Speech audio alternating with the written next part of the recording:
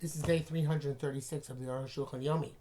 Today is a red letter date. Now we're learning HaShulchan Yomi as we transit from Chelik Beis of the HaShulchan in Biskei Mishnah Berurah, which corresponds to the Mishnah Berurah itself, which we enter Chelik Gimel, which means that we commence Hilchos Shabbos, Be'ezras Hashem Yisbarach. So now we are going to finish Siman Reish Mem and Reish Mem Aleph, which are the end, which will end Chelik Beis, and then we'll start Reish Mem Beis, which begins Chelik Gimel. So we are doing today from Reish Mem Yud Zayin to Reish Mem Beis Dalet. Yud Zayin. Amr Chazal B'Tainis. Also, Shamish Mitasav Shnei Ravon. Person may not have relations during years of famine. Because the world is all in anguish. Not just from Sukkim. It says Yosef Yulat Shnei Banim. Yosef had two sons. B'terem Tovosh Nasar Hara, before the years of famine came. Ayin Sham. Amr Sham Yushami Du Adim B'Sharit. So Shem Kiravon. This is true also about other times of travail which are like famines. The Mishnah Berurah brings down that from Siman Tov Kuf Ayin Daled, that somebody who paskins to be lenient to have relations on the night she goes to the mikveh during a year of famine, he's not rejected. And other certainly you have what to rely on to have at least relations on the night she goes to the mikveh. Back to HaShulchan, if he's bereft of children, lokim b'dayin period v'rivya, and hasn't fulfilled puravu yet, mutar, he's permitted to have relations even during a year of famine. Mishnah brings the opinion based man Eliyah Rabbah, name of Divrei David, to also be matter to relations during time of famine to someone whose Yetzer Hara is overcoming him, and there's a possibility that will come to a chait. And the Arukh HaShulchan in Tov Kufayin Dal is matir with as just matter of factly during both for the night of tefillah and for somebody who's Yetzer Hara is overwhelming them. And he also wrote, which of course makes much sense, that today the concept of years of famine really does not exist as it did back then. Back to the HaShulchan. V'amr Ksuv so perik hey adach sanoi, a guest in the house also lishamesh she'ein lo ishto cheder b'fnei atzmo. He and his wife do not have their own personal room. They have their own room, mutar, it's permissible. But you shouldn't use the sheets of the owner of the house. The Shem should carry love, he's gonna, because maybe some semen will remain on it and it will be embarrassing. Also is not correct. Then this the Baal Bais did not give him permission, presumably. He brings down the brackets of Mashihiksha. If it's not in a designated room, you're not allowed to do it even in your own house. That's not difficult. Sagur. Here, the emphasis on a closed room. So because otherwise you should be concerned that somebody else is going to enter the room. The Mishnah Berurah seems to be lenient on this. He says even the room is not closed, but it's designated especially for this couple, and the Baal Bas does not come into that room, then that's okay as well. Again, as the HaShulchan says, that's based in the Chashash said in this house there is no problem that somebody else might come into the room because you're aware of who's there, and you're in charge. My Eliyah Rabbah, the Beiso Kshiyesh Chadro Adam Yoshen Mutar. In your house, when in your own house, when in your own room there is somebody else who's sleeping, it's permissible. I'm not sure why that would be, according to everything which we said previously. And by guest, even under these circumstances, you shouldn't have relations. And several other distinctions can be made. Viduk. Bottom line is, you should bring your own sheets. Some relations in a bed on which a baby is sleeping causes the child to become epileptic. That's only if he's less than a year old. If he's more than a year old, we don't have a problem. And even if he's not a year old, the dafka specifically when the child is sleeping at the foot of the bed. I was sure it's a wash me done, but he's sleeping at the head of the bed, it's not a problem. But even at the foot of the bed, it's only if you don't put your hand on the child at the time you're having relations. You put your hand on him, there is no problem. We don't understand what is going on here. This is at the Mesorah based on Kabbalah.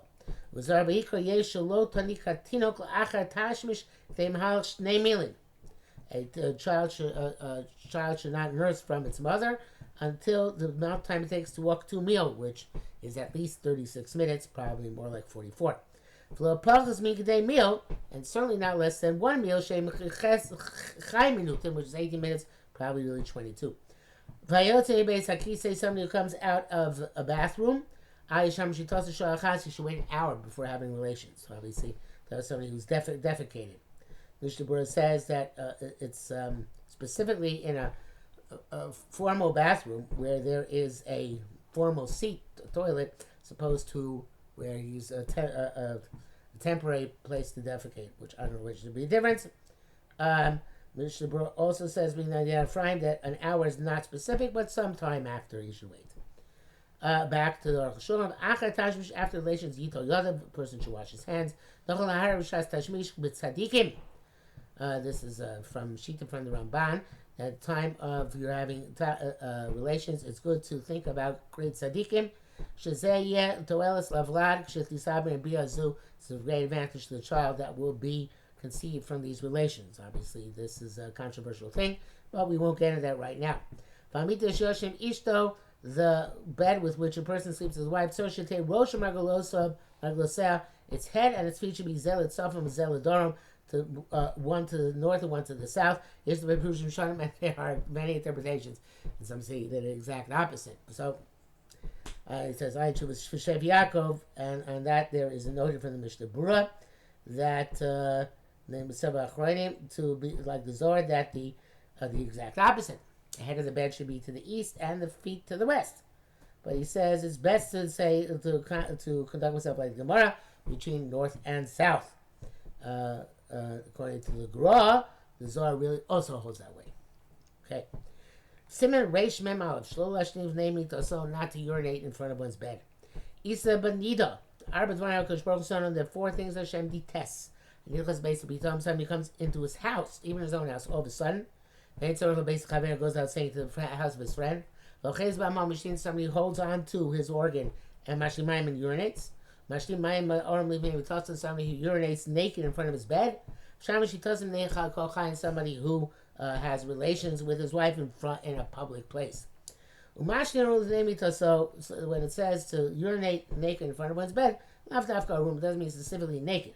It's just talking about how this came about. Because he's naked, he's lazy to go outside. Urinating means not in a bedpan, but on the ground. That which is the problem.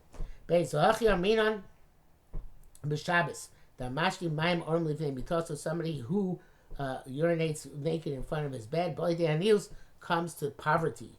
The Sarah Dan Yusa, the official in heaven in charge of poverty, Naval Shmei, is called Naval, which means a coarse, boorish person. Any place you find a place which is disgusting, and not clean, that's where Naval can be found. Specifically when you face the bed. But if you face outwards, it's not a problem because the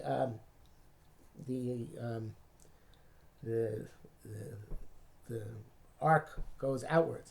And specifically when you urinate on the ground. But if it's in a vessel, it's not a problem. B'chacham has to put the vessel in which he urinates inside another vessel, or dilute the water, the urine in the vessel, in order they should be permitted to think thoughts of Torah. Below here Torah. Tam B'chacham is always thinking thoughts of Torah, which would be a nice thing. the Mishnah Berurah says that the Shadchan says that diluting the urine only works in a vessel which is not designated for urine. But if it's designated for urine, it's not enough to dilute the urine. You have to cover the vessel on the top and on the sides, or put another vessel on top of it. Okay. This is in the brackets. It says in HaShulchan, because somebody who cuts his nails off in order, ganke the anius, because of poverty, because of b'shem abu dram, or b'shem chachmei tzarfas, or events yehuva bateres kenim kan. There is way to cut nails, which is pi kabbalah, but mainly is not to cut them in order for whatever reason. There were Hasidim, there's still Hasidim today, and she might say who would go to the mikveh in the morning after they had a mission or relations, or before they daven. Chumra Yiseru, this is an extra chumra she'afla rif shchas sheyesh matzichin tefillah. Even the rif who says somebody require you to go to the mikveh to go to the daven. He writes also lav dafka tefillah, not specifically going to the mikveh. And rechitza b'cher tisha kav, washing with 9 cups of water, which is basically a shower. We already saw you don't require mikveh nor washing. So it was machmir, may be blessed. Before the morning becomes illuminated, once you get up with diligence, with haste, for the service of HaKadosh Baruch Hu. He should not wake up the morning. I'm sorry, the morning should not wake him up. He should wake up the morning. And these bar b'siman aleph, and this is something which goes back to siman aleph. Siyata d'shmaya solik Seder Avodas HaYom. Mazal tov. We got to the end of the order of our Avodas Hashem from rising in the morning till going to sleep at night. And now we are going to start Mazal Hashem Yisborach Hilchos Shabbos.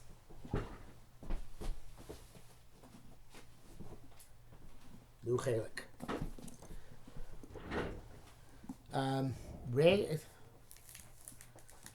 Siman Reish Mem Beis. Klal Yidin of Shabbos and Pirtei Avos Malachos. The general principles of the laws of Shabbos and specific malachos. The details of specific malachos. We're supposed to get here too. Dalit. Shabbos Kodesh Osa Golos Shmei Kodesh Baruch Hu Bein Amo Yisrael. Shabbos is the great sign between Hashem and His nation Israel. Moshe Kosov, as it says, Ki Osi Ben Yu Be'echem. It is a sign between me and you, the Rosechem, for your all generations. Ladas Ki Ani Hashem B'Kadishchem, to know that I am God who makes you holy. Klamar, meaning Afagav the Shabbos who Zeichel L'Maisa Precious, even though Shabbos commemorates creation. That in 6 days God made the heavens and earth. Yom HaShishvas and the fashion. The 7th day He desisted and rested. And therefore God blessed the 7th day and sanctified it because He desisted. As it says all this in the Chumash. So it should be relevant to any creature on earth. It's not like Yom Tov, which commemorate the Exodus from Egypt, to which other nations have no connection. They didn't leave Egypt. But in the creation, everybody's created. Nevertheless, anybody else can have it. They have rest, but not the kedusha of Shabbos. They can't. Rakli so bilvad. Only for the Jewish people. So I am God who sanctified you, gave you the sanctity of Shabbos. Constant Kedusha is uniquely Jewish from this perspective. You'll see, like it says, Kedoshim to you, be holy. Shabbos is the way we were given the holiness of Shabbos. But Shabbos Yisrael hin tachlis abriya. Shabbos and Am Yisrael are the purpose of creation. Though elsewhere it says Yisrael rights of a Kutcha Brichel, but in any event, Shabbos is our most basic and significant mitzvah. The brackets, we say in Shemon